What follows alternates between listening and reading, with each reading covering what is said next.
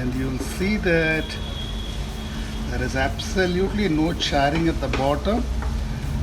So that converts a simple sabji into a dry curry. Look at that. This will very closely match the traditional version, and this could ease your family's introduction into OPOS.